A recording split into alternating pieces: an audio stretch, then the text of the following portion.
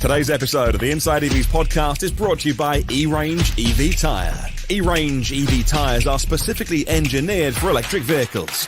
Using an advanced manufacturing process called liquid phase mixing, E-Range EV's EcoPoint 3 technology creates a tyre with lower rolling resistance and longer range, while offering low levels of wear and high grip.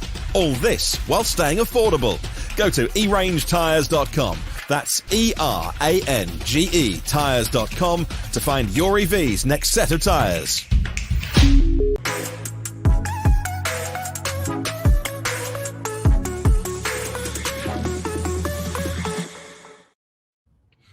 Hello and good Friday morning to everyone. I am not Alex Goy. He's off skiing in Europe right now, and I don't know. I just assume he's always driving an Aston Martin or something really cool like that because his life is generally more interesting and colorful than mine.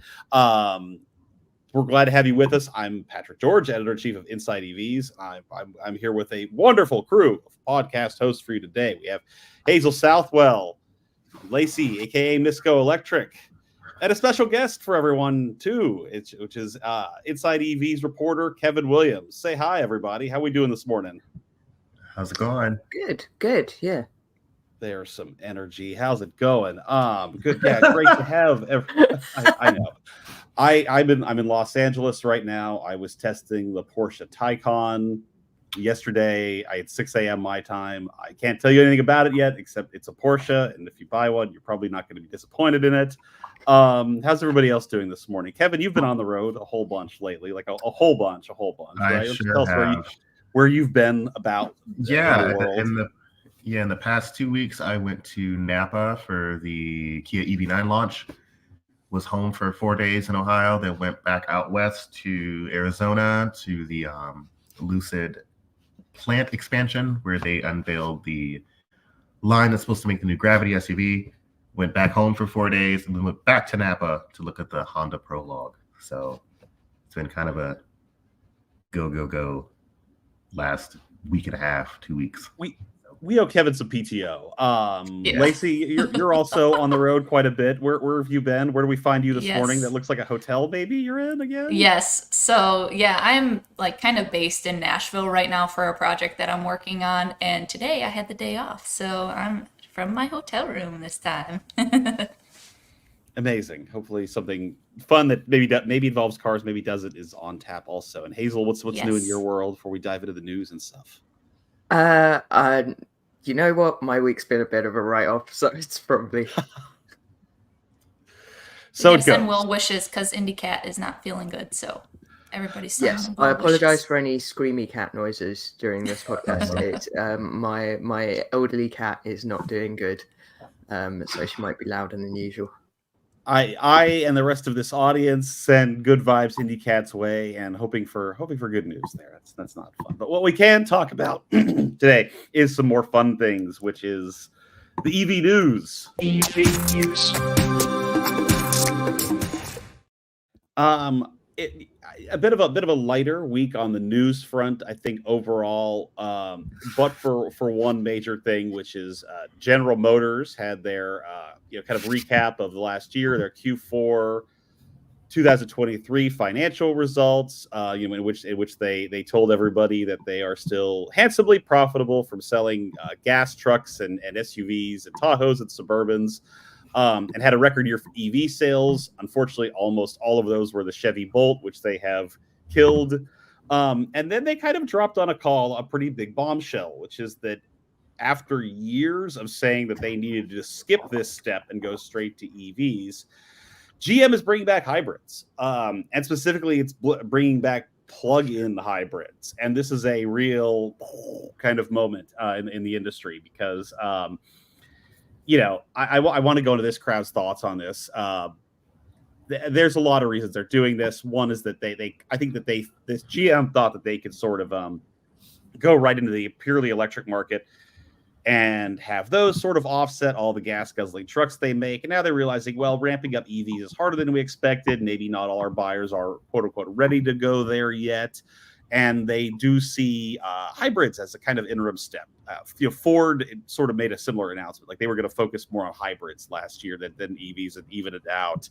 But it's a huge shift for the General, and kind of speaks to the sort of inconsistency that GM has had with powertrain strategies in recent years. But I want to get the crowd's thoughts here. Like, what does this mean for buyers? What does this mean for people that sort of watching what General Motors is doing? Lacey, I'll start with you. You're the resident Michigander in this fine podcast. You've had some thoughts on GM's approach to electrification before. So what's your read on this one? Well, so let me start by usually, when I talk about plug-in hybrids and things like that, I'm usually of the camp of like, I personally don't like the idea of them, but I know that it's a right fit for a lot of people. The reason is because it's a compromise in both elements of internal combustion engine and battery electric. But in this case, I actually think that it might be a smart move for GM to do this because of the constraints that they've had, that they've been struggling with so much. So if they can pare it down and utilize less batteries, but probably still get the federal tax incentive of $7,500, as long as they meet those criteria of 7 kilowatt hour battery or bigger and things like that, then I think that it makes sense for them to do it, because not only will they still be getting subsidized with the batteries they produce, because there's a program federally for them as manufacturing and what they can get price-wise for producing them, but also in the regard of getting the point of sale tax credit for buyers. So I think it's a pretty good move. I thought it was interesting listening to her in a couple of interviews that I watched afterwards. She's very motivated by regulations, and she said that a lot. And so she also said that the module constraints that they were having are resolved. So we probably will see the effects of that come a little bit later in the year, maybe, I think she said maybe second half of the year or something like that, or maybe even second quarter. But she's kind of giving that reassurance that we're on an upward trajectory here. So I think it's good news. Yeah, Kevin, I wanted to really ask you about this one too, because you have a lot of experience, seeing and covering some of the Chinese market EVs that are really not very well known outside that country. And that's actually where GM's got a pretty strong plug-in hybrid game. Can you tell us about that? And do you think there's any potential for those cars, that technology to make it our way here? What do you think? I think it's absolutely going to happen. I just can't see, unless General Motors has been really working on something in secret, or just quietly in the background. I feel like whatever hybrid or plug-in hybrid tech, it's probably going to come from their Chinese subsidiaries. They've really been synergizing a lot outside of the EV space. I know the Trax was developed a lot with GM Shanghai, and that's a really, really good car. And that's just a regular ICE car, right? So I would not be surprised if they pulled something from the SGMW pipeline and then slapped a Chevy badge on it and threw it here. So we'll see. I remain cautiously optimistic. I think they're kind of flailing for sales because it just seems like the Ultim platform is kind of a mess, and they can't, aside from quality issues, they can't really build the things. And the ones that they have built are really, really expensive, and people don't really have that kind of money. So we'll see. Yeah, the $65,000 Chevy Blazer, even if it was a stellar, amazing car that worked 100% right every time, which it doesn't, that's kind of a hard sell for people. Hazel, where do you land on the plug-in hybrid thing? Is this Band-Aid? Do you think it's a good long-term play? What's your read on this one? So, because plug-in hybrids are kind of notoriously unpopular. They seem to be not something people particularly want to buy. Either people buy the mild hybrids, or they go full electric. And a lot of that is to do with kind of the qualification for various incentives, or for kind of avoiding, particularly here, avoiding kind of city center restrictions, in terms of emissions and stuff, because the mild hybrids are treated exactly like plug-in hybrids. So there's kind of no particular incentive to pay that extra for the plug-in. But I mean, I think clearly GM cannot get it together in terms of its full EVs at present. And, you know, we've done that one to death. If there is an opportunity here whereby they can, like Kevin said, synergize some architecture and some ways of making plug-in hybrids work from places that have already done that work, then a plug-in hybrid does reduce emissions. That is a meaningful reduction. There is an improvement. It also does get people into it. It's an easy way into kind of thinking about EV infrastructure, about the way that you can use EVs, about things like maybe actually home charging is not the worst thing in the world, or like there's ways, like it's a bit of a safety wheels introduction to EVs. But people just don't really like them is my concern here. Like they are more expensive than a mild hybrid. They're a lot more expensive than a gas car. And they're not actually a full EV. I did just check, and I appreciate that some PHEVs actually qualify for nearly the same tax credit as full EVs, and they all qualify for some. But I don't know if that's going to be enough of a push given the increase in price and given, you know, all the other factors in terms of why people are not adopting EVs and for the price tag. So Carl's got a point here in the chat. He says surveys show people who reluctantly buy a plug-in hybrid never plug them in. And I personally have spoken to lots of people that they bought for example, Jeep Wrangler 4xe because it got the full $7,500 and they've literally never plugged it in. So they're just getting the credit and that's what they're getting it for. And they're not actually like plugging it in because they're not installing home charging or even using a portable cable to charge it up a little bit. So that's also a problem. You know what I'm going to be interested to see though to be fair, some of that is because they don't need to. But that's because they're not using the pure electric range.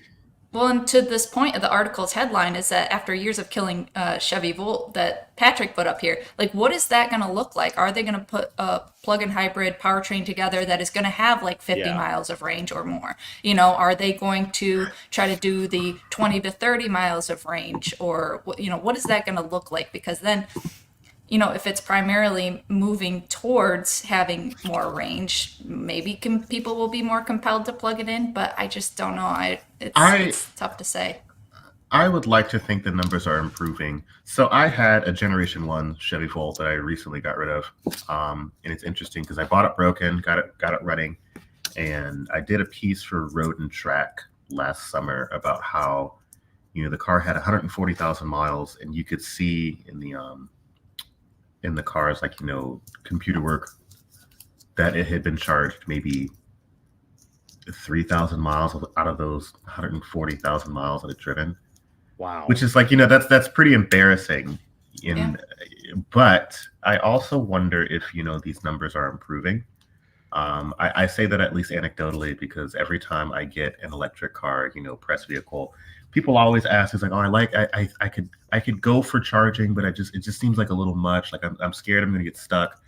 And, I thought about a plug-in hybrid, but there's just nothing on the market right for me. So I would like to think that the people who are buying plug-in hybrids, at least around here, are the ones who, have an idea of what they're supposed to do with them. Like yesterday, I had my iMEV. I went to run some errands. I was charging the iMEV, and I parked next to a lifted Wrangler 4xe.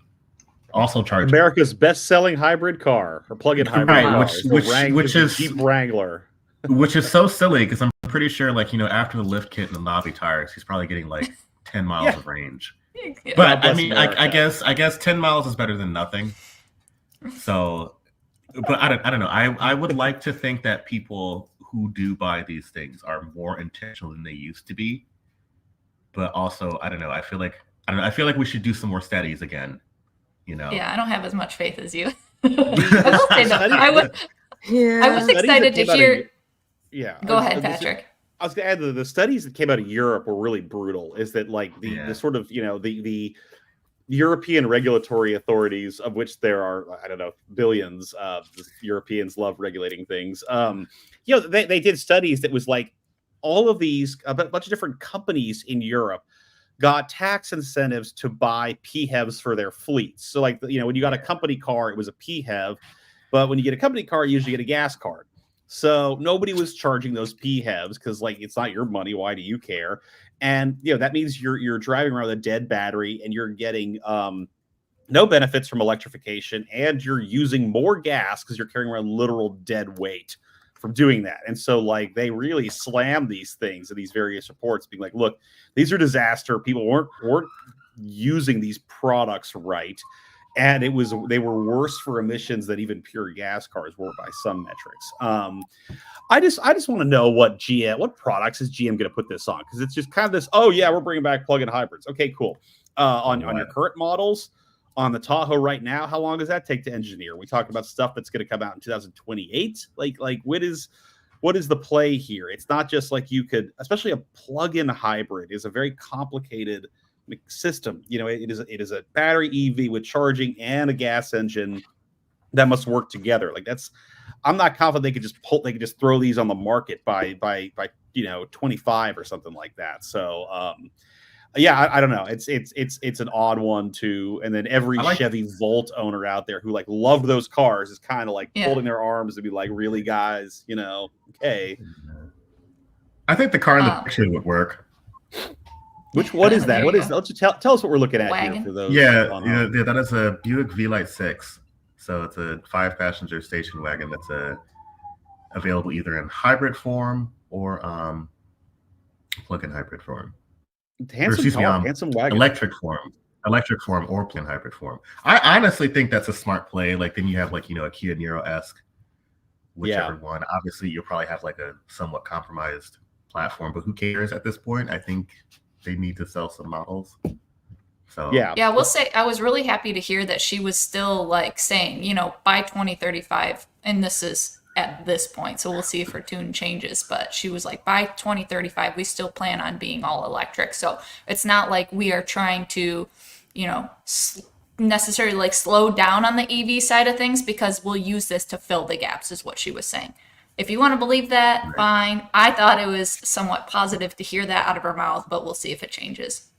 Indeed. She's very motivated by money and making money. I mean, they had great internal combustion engine results for the period of time for last year. So a lot of people are like, she should be, fired or whatever. And it's like, we have to really look at the big picture of everything that GM does, and she's still producing. So yeah, GM is fine. Like it is very profitable. It had an amazing sales year as a company. That it's like the question of like, can it survive a street fight with BYD is a different question, right? But like as far as 2023 went financially, that company's like, it doesn't need to worry for now.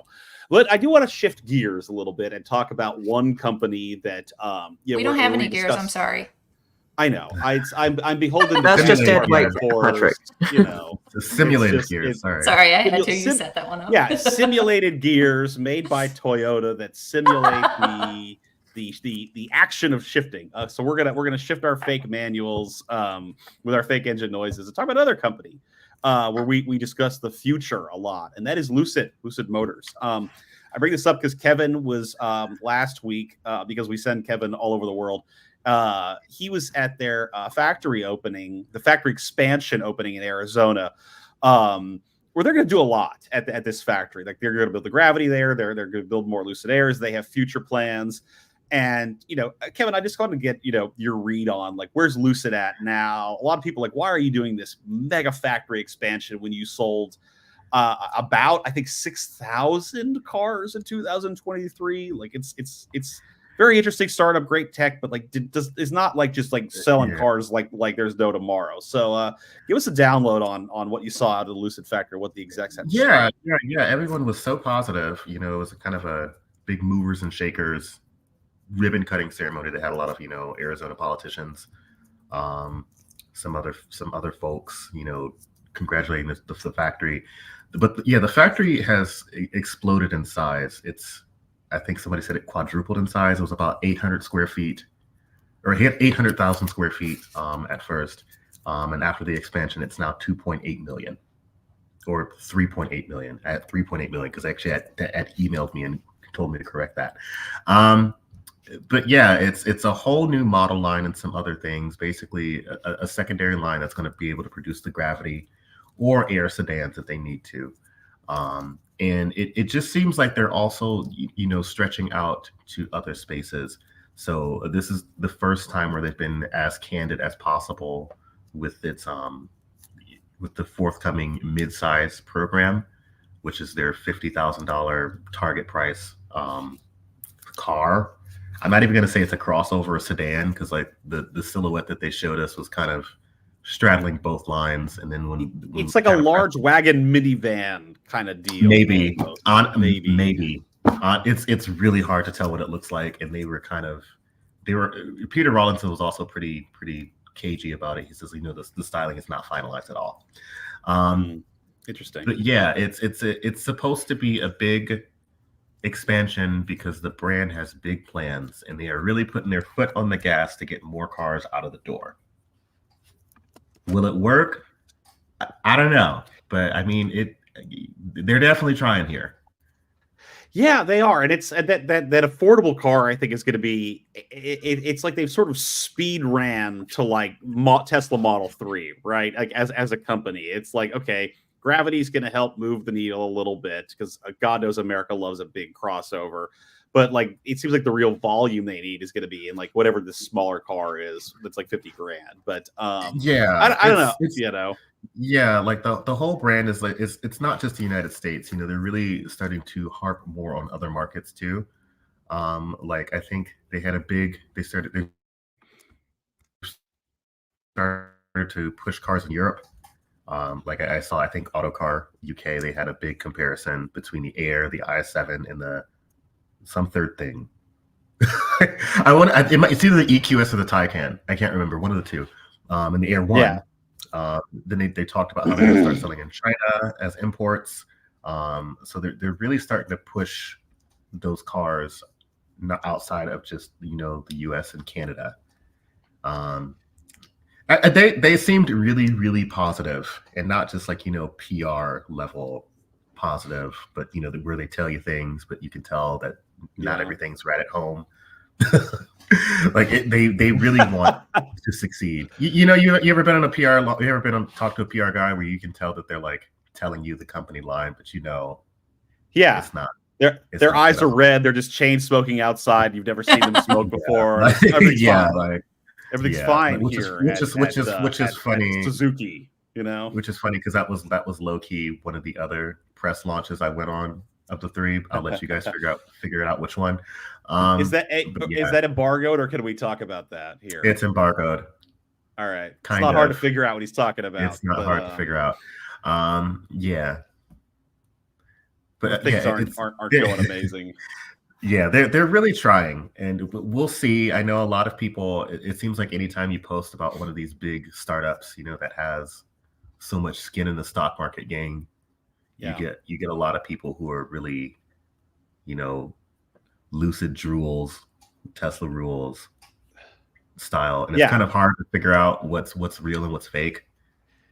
But because in the end, it's like Highlander. There can only be one car company. Only one car company gets to win at cars, and then one day that is the only car everyone on Earth will drive. And it's like, will it be Lucid? Will it be Tesla? Will it be Mitsubishi? Probably. And it's like people are staking their bets because that's how this works. Hazel, Lacey, what do we think here about Lucid in general and like this big expansion plan? Are you bullish on them, or is it in your book? What are we thinking here? I find Lucid really interesting because honestly, I like when I interviewed, and they kept making me interview them at various points, or like hop on a call with them for an update, all the way through 2021, a little bit in 2022, and I honestly didn't believe they were actually going to make a car because they just kept saying that like. The reason the Air hadn't appeared was because they were just getting everything right. And I'm like, really? at the same time as they're obviously one of the most financially buoyant of the kind of EV startups that have been around, like Faraday Future and Lordstown and whatever, because of this 60% stake the Saudi Arabian sovereign wealth fund owns in them. Saudi obviously is making a lot of noises about electric vehicles, including the PIF, this sovereign wealth fund, going into this partnership with 3 electric racing series a couple of weeks ago and stuff. And there's a lot of, well, let's call it what is, straight up propaganda about how it's going to become a hub for electric vehicles and stuff. I don't honestly. The Lucid Air obviously is a good car. It's got some incredible stats. A lot of people like it, but I don't know if I see a strategy for Lucid as a company to actually grow, and kind of how it's going to expand its range, and whether it's actually a luxury car maker, because the Air clearly is. But then they're talking about this £50,000 one, which is still an expensive car, but it's not in that same segment as the Air, and kind of, I don't know. I don't know what Lucid's aim is. Like, does it want to eventually rival Tesla and GM, or is it going to be a sort of boutique thing forever, or like, you know, the Bentley of EVs? Or I find them quite incoherent as a company, and some of that is definitely because they were definitely lying for quite a long time. And it's now hard to tell.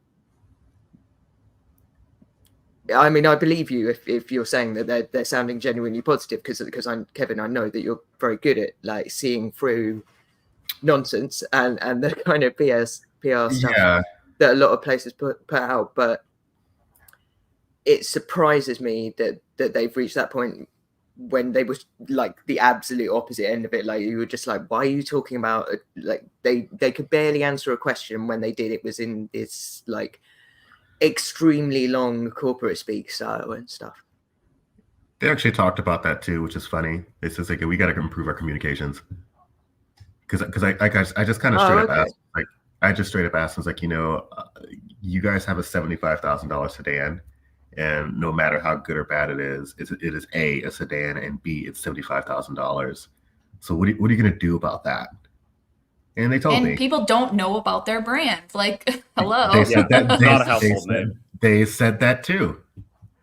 It was very interesting. Yeah, exactly. He says we got to work on comms. We have this perception of being this really, really high end brand, and really, I mean, Peter Rawlinson was more so like, we're still kind of luxury. Because he was also the first to admit, like, yeah, $50,000 is definitely more affordable than the Air, but it's still not exactly like a cheap car. So I think they're still going to try and stay slightly above Tesla. Matter of fact, I ended up asking them about, like, what do they think about the $25,000 Tesla that's rumored, because that happened the day I was there, and they're kind of like, oh, maybe possibly, I don't know. One interesting thing, though, is I know Peter Rawlinson, we were talking. And he says he really has a lot of respect for Hyundai, just as far as, like, you know, market strategy and technology and design. He says he was pretty adamant that, like, yeah, Hyundai is right now killing the game. Yeah, so people can take some notes, that's for sure. Yeah, he's not wrong there. So yeah, nice. That's a good segue. I was going to say that's a good segue. That's a good segue into, we're talking about cheap cars, which is good timing, because we had a big article on Inside EVs this week about the cheapest EVs you could get with more than 250 miles of range. So I thought on today's podcast, we could play a little game I like to call Who You Got. And Who You Got is, we're going to ask our hosts, which of these cars on this list would you personally go for if you yourself wanted an EV with more than 250 miles of range and didn't find yourself inclined to spend Lucid Air Sapphire money on a vehicle? And I'm just going to run through these very quickly before we play Who You Got. And what I will do is, as I name these cars, because I know people are listening to this and not just watching it on YouTube, though you can read this article on InsideEVs.com. I will list the prices of these cars with their tax credits if they have some. Some of these will have them, some of them will not.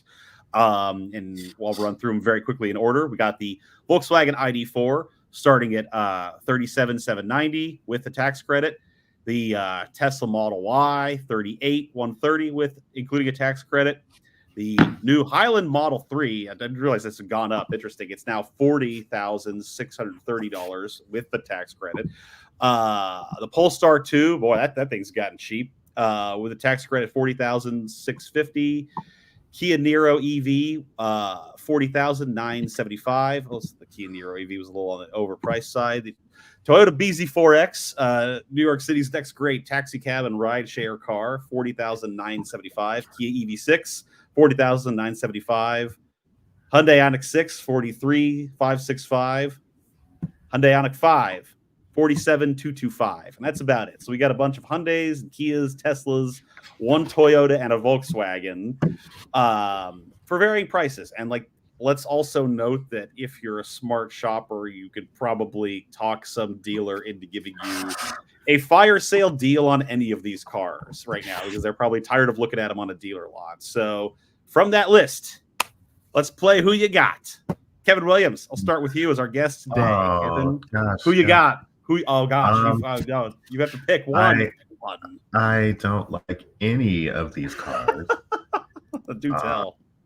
But I feel like I'm cheating a little bit. So right now, I literally have the Tesla website up right now, and I feel like, unfortunately, the Model Y is the best buy, because I know we've said on the site that it's what 40 and some change, or 43. Yeah. Well, if you look at your inventory, you can get the same car near me for $38,160 before tax credits. Plus state incentives in some places too. So it's not uncommon to find Model 3s, Model Ys, even that are like low 30s. And like, you can say what you want about Tesla or Elon. Well, actually, old, dated. It's a lot of cars. Even before, I mean, here in Ohio, we don't have any state incentives, so we would only get the $7,500 tax credit. But $38,100 minus $7,500, you're already at $31,000. So that's like $31,000 plus destination and taxes for a car that's like, it's still a single motor Model Y, but still that's pretty great. That is an unbeatable deal. Like, nothing on the list can match it. And that's why the Model Y is the best-selling car in the world right now. It is. For all the drawbacks it may have, and for all of the issues one may or may not have with the guy at the top of that company, it is still the you come at the king, you best not miss, and everybody's missed this thing so far, you know. Yeah, I mean, out of all the other ones, I think I like the Polestar 2 the most. I haven't driven a facelift model. That one's a fun car, but once again, I think, rationally, unfortunately, the Model Y wins. It will keep winning until somebody matches that value, and no one has done it yet.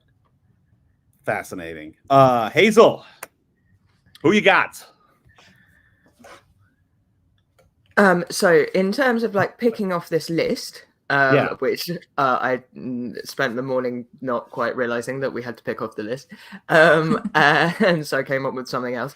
But the one for me is the Kia Niro EV, partly because it's a car I've driven and I like, partly because it's a smallish car, and like sorry, my cat's chosen this moment to roll around loudly. Indy. But also because like this is like, it's just a car that works. It's one of the cheapest ones on the list, or cheaper ones on the list. It basically, if you want a family car, here's a family car. Like, this is a standard car.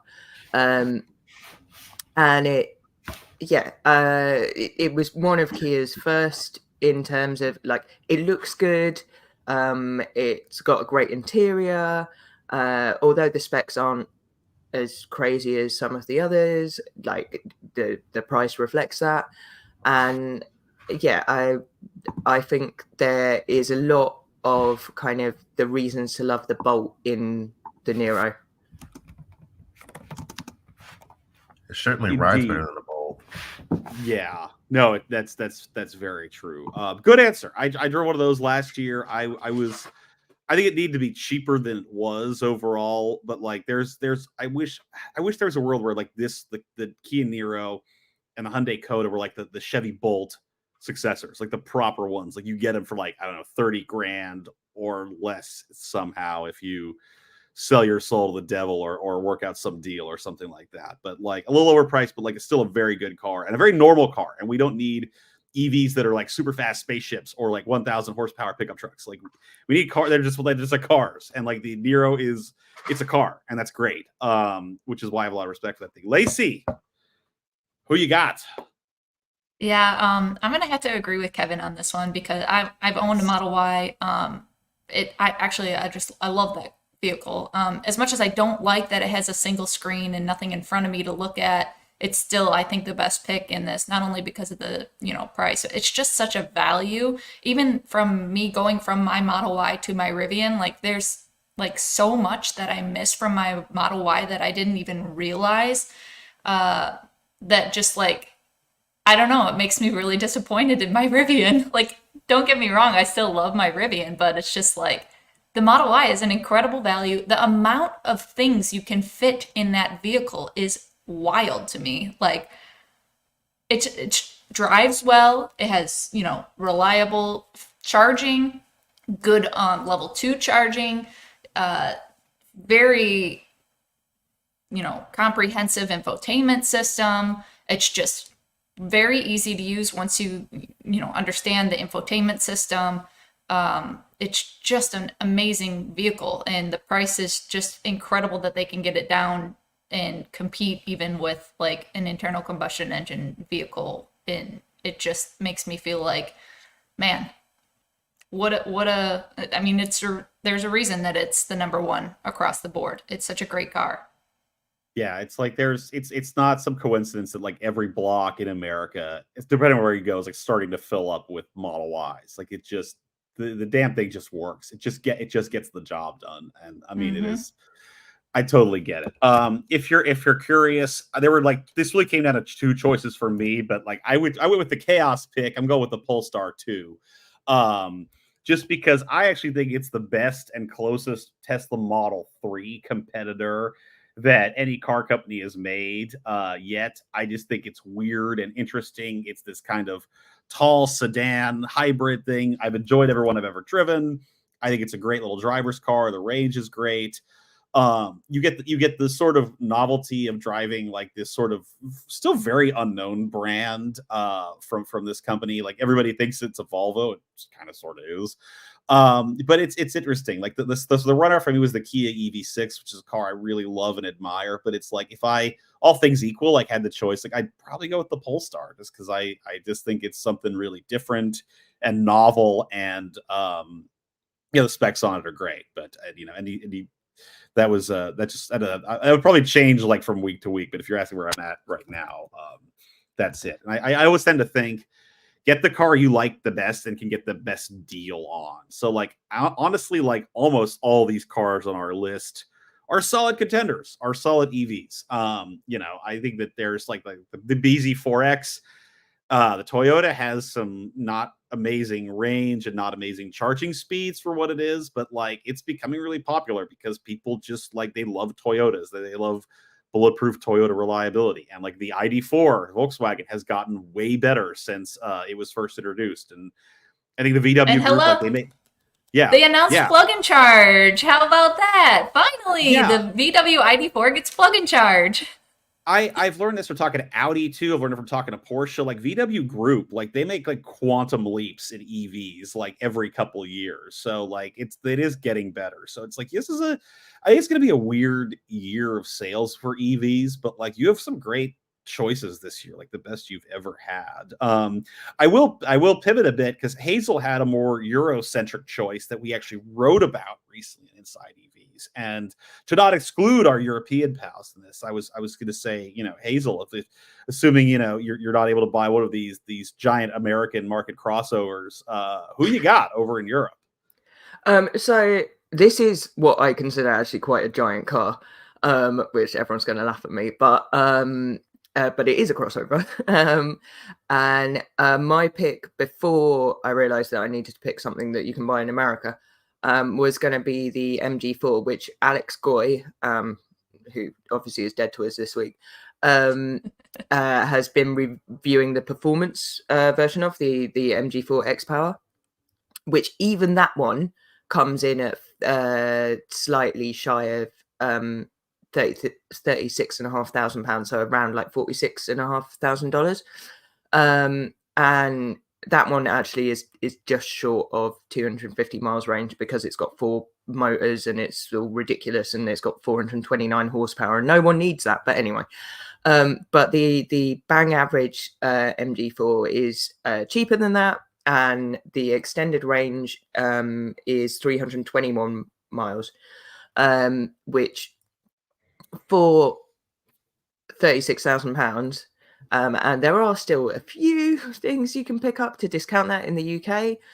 It's really impressive, and like it's a testament to, you know, MG are loosely a British brand, but all their technology and whatever is coming from Chinese automakers. They're sort of loosely a British brand in the same way that Lotus are or were, but it's a really good car, and these are really popular here, and you can see why. It's because they're cheap, you can get them.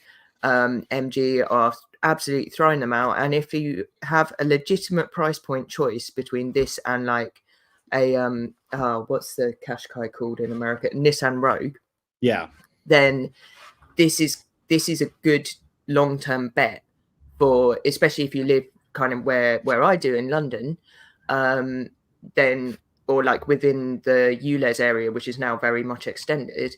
This is a much better long-term bet in terms of you won't suddenly find that your car is excluded, because although almost all new gas cars are considered low emissions, which is ridiculous, this actually is zero emissions. And yeah, it's a really, really good car. Like, size wise, how big is this MG like compared to some of the cars in this list? Is it more compact? Is about, what do you think it's similar to? I mean, I'm trying to think what I've seen it sitting next to, and the answer isn't very much. It's probably about similar to a Ioniq 5 or something. Okay, so a little bit like mid-sizey crossover-y kind of deal. Yeah, like it's not noticeably huge for London, but it is definitely an SUV. So yeah, it's sort of, I mean, it's what I still think of as a big car, but which is actually now kind of like average car size, basically. Super interesting. I hope to see one of these days. Yeah, and that's kind of a shock to Americans also. Like, MG in this country is like the sports car your dad owned in college, and now what it actually is like a Chinese-owned electric crossover brand. The fate that awaits us all, I think. But no, it's a good year for shopping, good year for choices. And someone asked us why we didn't have the Mach-E on the list. Well, they didn't ask. I just paraphrased. I don't think it can get that cheap. I think the Mach-E is weirdly priced, which is why nobody's buying it. Yeah. it is, and I like the Mach-E a lot. I've enjoyed every one I've ever driven, but like the pricing and range value prop, it could use a bit of a update. Oh, actually, I think the base Mach-E that would be that price is like not very. It can't go very far. Yeah, it's like the mileage. Yeah, I think the Select is like 236, something like that. Maybe. I will say, you guys saw what Jim Farley tweeted, that adapter's coming soon, so that's pretty exciting for Ford EV owners. Yes, in fact, before we wrap, we actually should chat about that a little bit, which is that, like, I gotta give Ford and Farley credit here. They've led the way on this. Like, it was Ford was the first automaker almost a year ago to announce, it was going to go to Tesla's plug standard. It was going to open the Fords up to the Tesla supercharger network, and since then, everybody has jumped in on that standard too. Like, that was a game changer move. And now they say that you can start reserving your plug. You get your plug by mail. They're going to deliver it to you, and it's going to be the adapter that's going to go to Mach-E owners and Ford Lightning owners this year. one adapter per VIN number.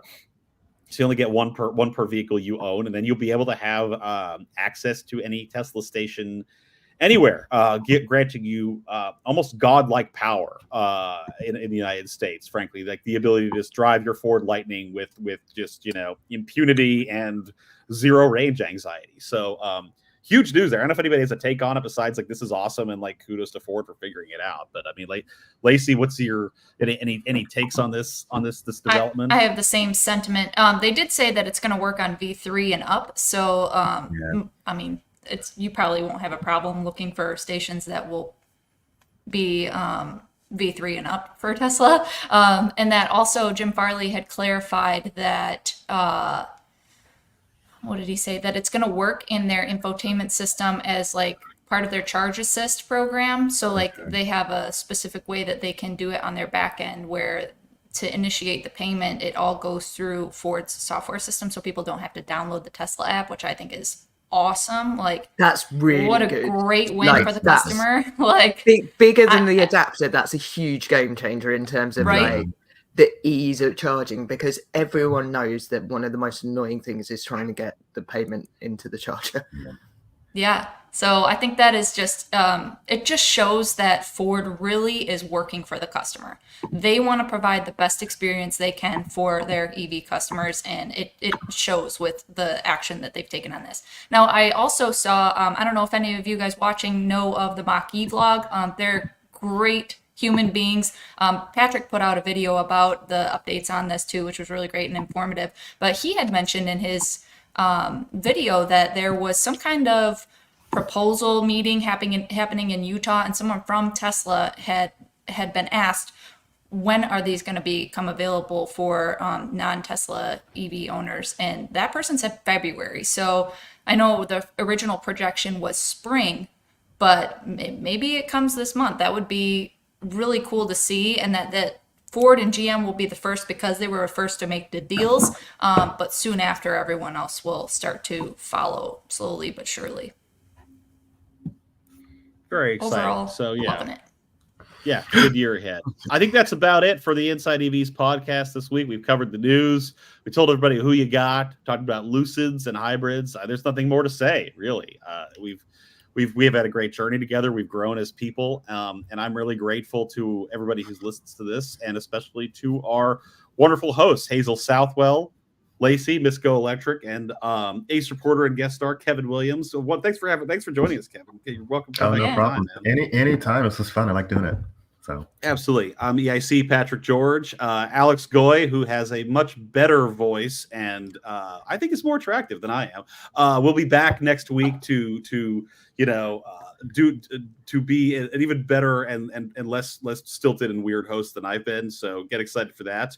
Thank you for joining us this week, and we'll see you soon. Bye, everyone. Goodbye. Thanks, guys. Goodbye. Thanks, everybody.